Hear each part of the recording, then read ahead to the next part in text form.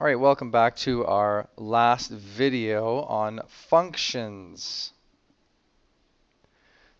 The program structure for functions is, as you see in this example, it allows us to break up the code and create what's called a modular code structure, all of these functions being modules. And what it allows us to do is call these functions within main or within other functions. And if you can see this example here inside main, we have left, this function's being called, which then the control passes to this function, which is at the end of main. It's after main, and they're all listed there.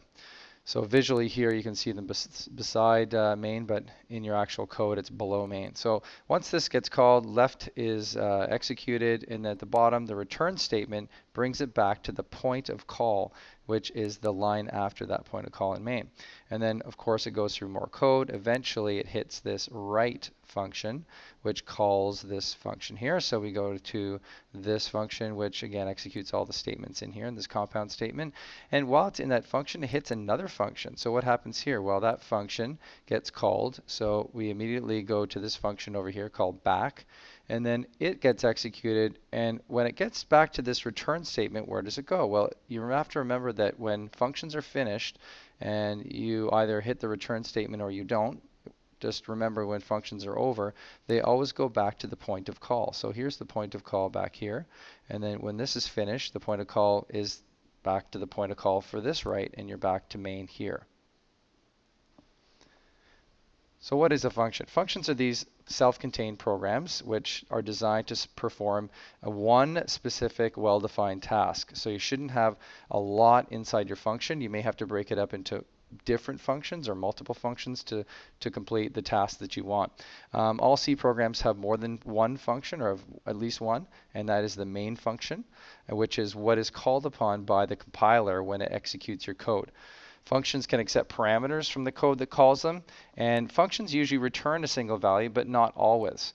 Functions help to organize a problem into logical, manageable segments. Okay, and that's again one of the benefits to organize your code. Functions in C are just like what you would find in math class, where you have a function name like this one, f at x equals to x squared plus 4x plus 3.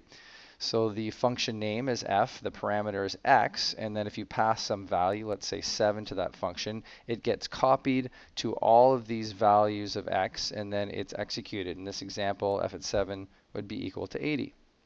If we look at the syntax here, we can see that the first thing we notice is the type of function in the expression, and that is actually something we'll see down here which matches this red. These two things have to be the same.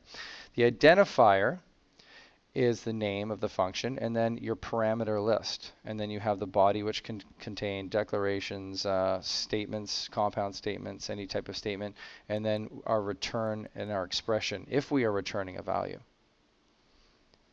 So a couple of examples. If we were to make a function which would return the maximum value between two integers, you can see that here's my return type with my name of my function, and then I have two parameters, one int x, one int y, and then I've declared this int z inside my function, and then I've assigned the result of that, so is x greater than or equal to y, to z, and then I've returned it. The exact same, more efficient way to do that would be down here, where I don't even have to introduce this extra variable. I can just say return, and then have this at the end. Now I'm missing a semicolon here, I'm just realizing, in my code, so you would need a semicolon here, and I've got an extra bracket here as well, so a couple little mistakes there I'm sure you picked up. Alright, function definitions, return data type. So function's type must match the type of the data in the return expression. So if you're returning an integer, for example, then your type of function here, your return type has to be integer. If you're returning a char, you have to have a type char. The function may have multiple return statements, but only one will be executed, and they must all be of the same type. So if you have an int return type, and you have here two different return statements, then that's fine. You can have as many as you want. Only one is going to be used, but you notice that both of the expressions match this return type, which is integer.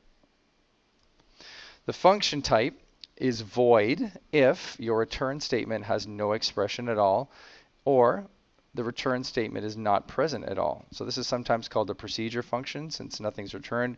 In Java, it's called a command as opposed to a query which returns a value.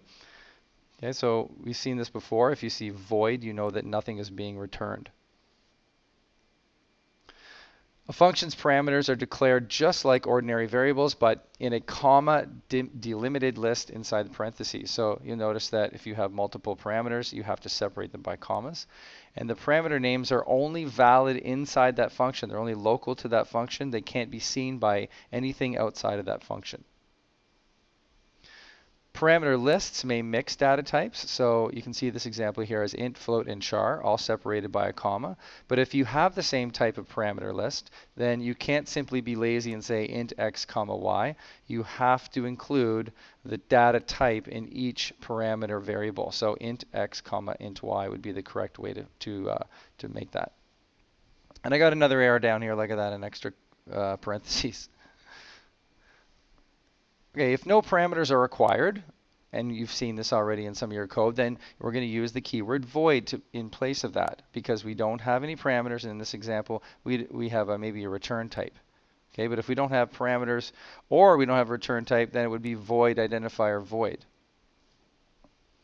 Some examples here. So if no parameters are present and there's no return value and I want to call that function, I would just call it, in this example, foo.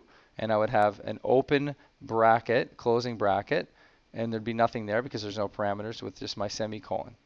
However, if just like this one, I had no parameters, but I had a return value, well, I have to return that value into some type of variable. So it has to assign itself from the right to the left. So I need to use this assignment operator to achieve that.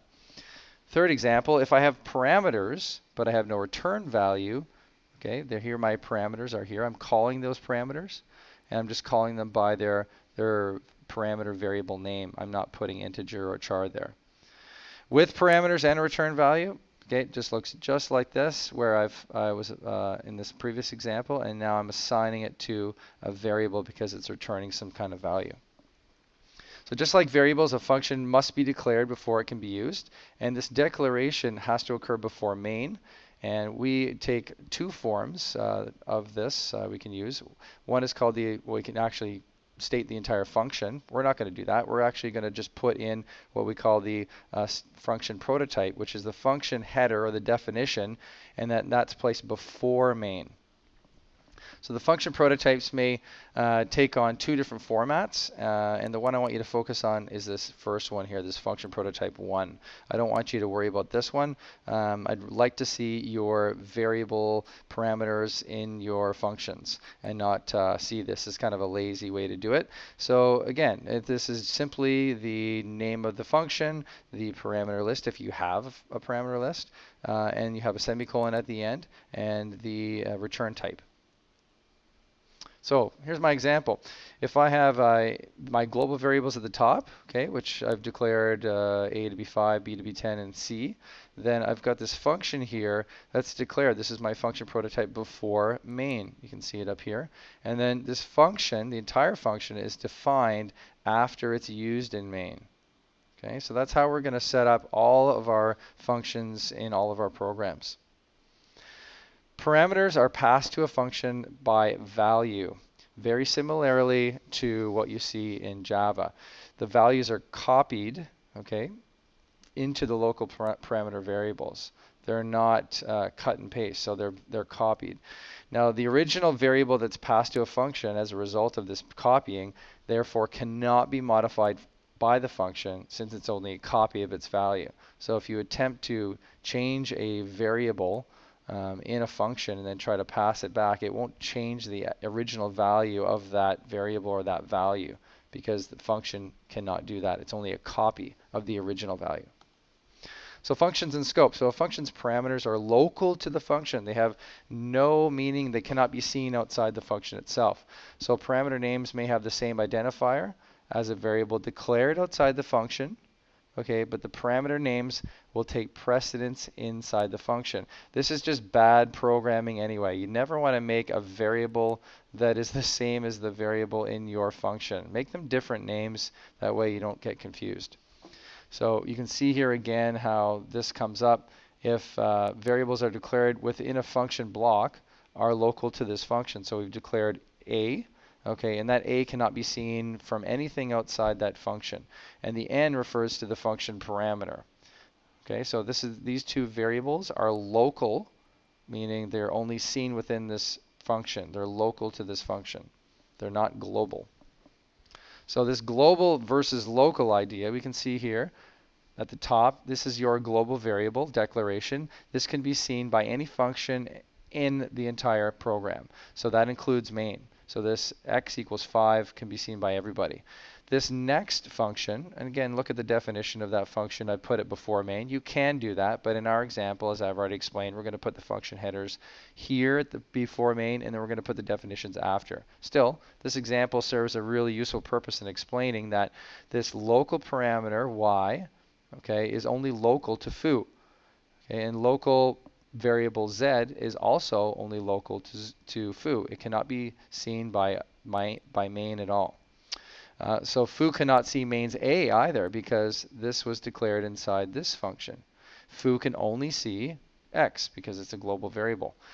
If you look at main, it's the same thing. The main's local variable, okay, is a. So main cannot see foo's y or z. It can see a, and it can see x because x is global. All right, so that concludes our discussion on functions.